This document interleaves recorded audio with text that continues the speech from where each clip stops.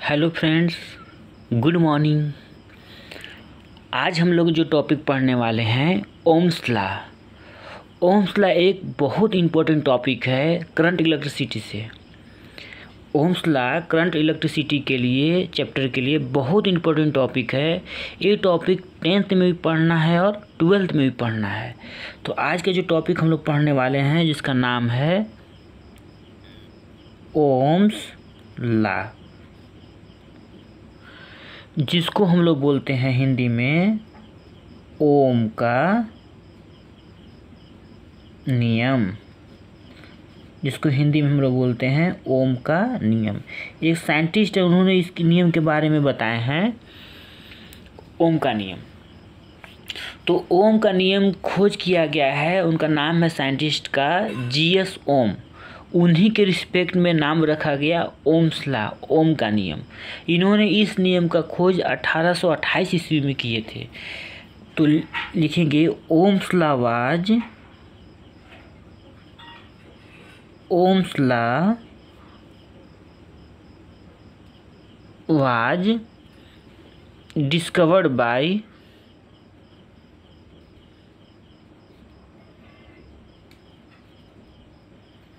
Discovered by G S Om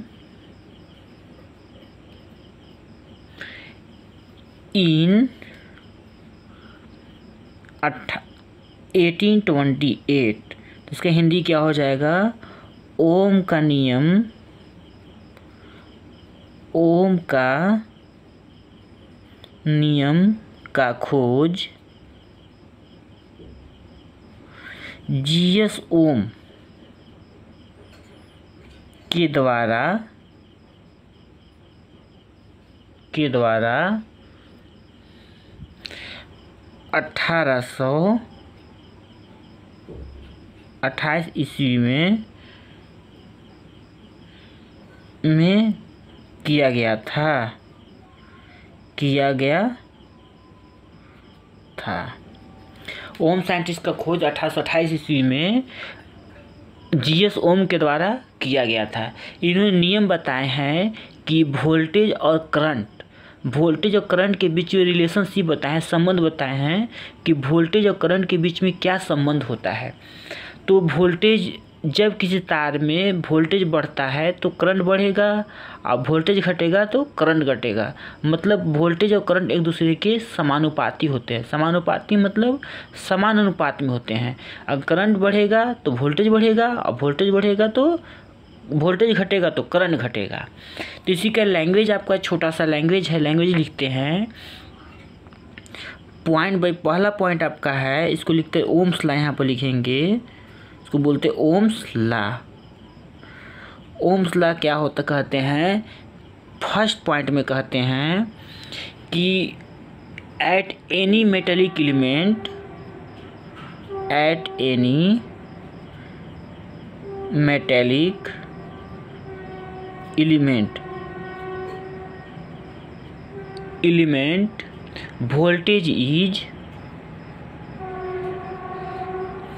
voltage is directly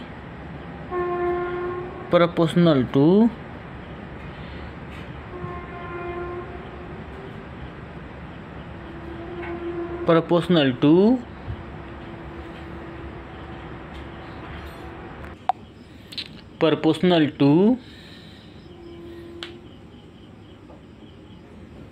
the passing current.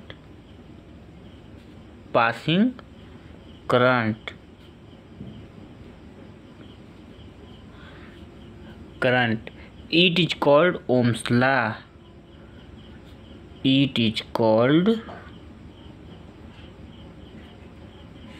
Ohms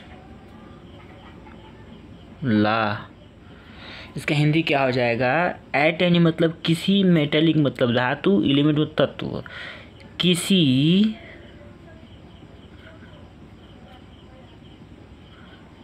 धातुए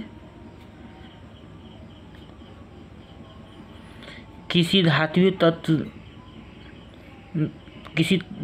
तत्व पर विभवांतर किसी धातु तत्व पर विभवांतर प्रवाहित धारा के समानुपाती होता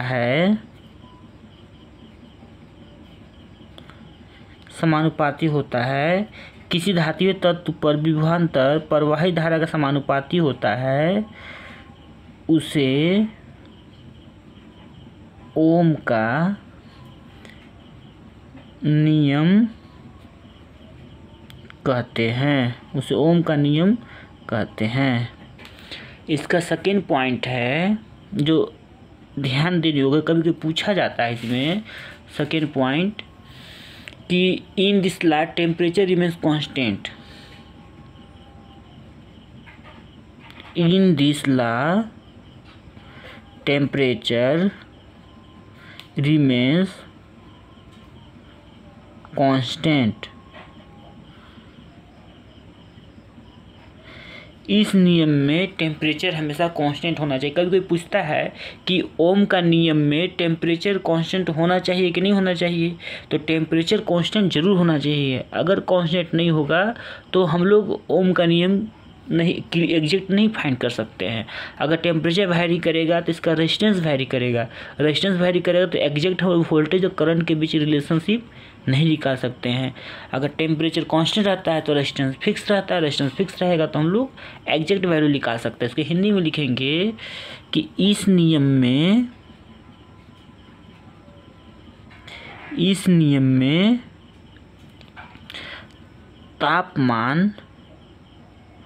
तापमान नियत होना चाहिए,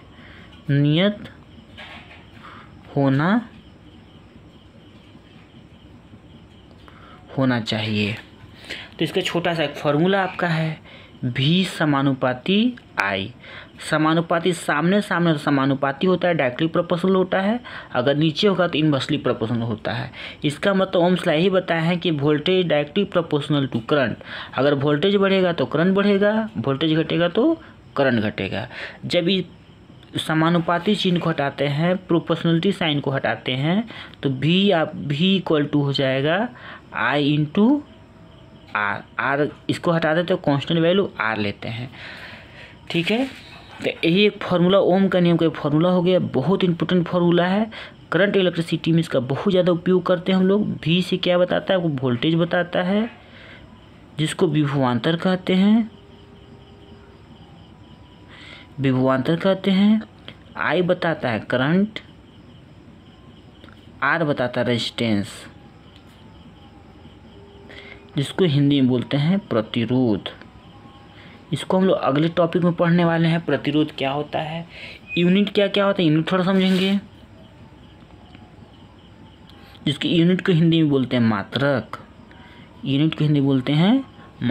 V से क्या होता है, वोल्ट होता है, वोल्टेज का यूनिट वोल्ट होता है, जिसको V से इंडिकेट करते हैं। I होता है एम्पियर, जिसको हम लोग A से इंडिकेट करते हैं। और आपका R होता है ओम, R का यूनिट होता है ओम, जिसको हम लोग ऐसा सिंबल उपयोग करते हैं। यही आपका हुआ टॉपिक आज का। फिर से इसको हम समझते हैं थोड़ा ध्यान से कि आपका क्या है, ओम का नियम, ओम्स लॉ का खोज सबसे पहले साइंटिस्ट हैं G.S. ओम। उन्होंने 1828 ईस्वी में खोज किया, बताया ओम के नियम में। उन्होंने लैब में स्टडी कर रहे थे, स्टडी करते करते उनको पता चला वोल्टेज और करंट के बीच का रिलेशनशिप। कई पूछा जाता है कि जो उसमें खोज किए थे कौन सी करंट पर खोज किए थे, तो DC वोल्ट के। तो ओम्स लॉ ओम का नियम है। तो Ohm's law was discovered by G.S. Ohm in 1828। Ohm's ने 1828 में इसके बारे में खोज किए थे। इसके हिंदी में लिखा है ओम का नियम का खोज G.S. ओम के द्वारा 1828 ईस्वी में खोज किया गया था। ठीक है, उसके बाद क्या है ओम्स लॉ। तो ओम्स लॉ क्या बताया, at any metallic element voltage is directly proportional to passing current, it is called Ohm's law. इसको ओम्स लॉ कहा जाता है। हिंदी में क्या है किसी धात्विक तत्व पर विभवांतर प्रवाही धारा के समानुपाती होता है उसे ओम का नियम कहते हैं। In this law temperature remains constant, इस नियम में तापमान नियत होना चाहिए। तो ओम्स लॉ बताए हैं कि वोल्टेज अगर किसी वायर में, किसी कंडक्टर में अगर वोल्टेज बढ़ेगा तो करंट बढ़े, अगर वोल्टेज बढ़ेगा तो करंट बढ़ेगा, वोल्टेज घटेगा तो करंट घटेगा।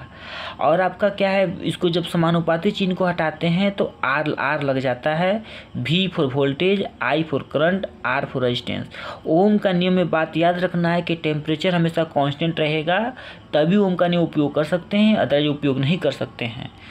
ठीक है, तो यहाँ पर इसका मात्रक भी बताया गया है। मात्रक क्या क्या होता है कि आपका मात्रक क्या क्या होता है, V for volt, I for V का वोल्टेज का यूनिट वोल्ट होता है, एम्पियर करंट का यूनिट ए होता है और रेजिस्टेंस का यूनिट ओम होता है।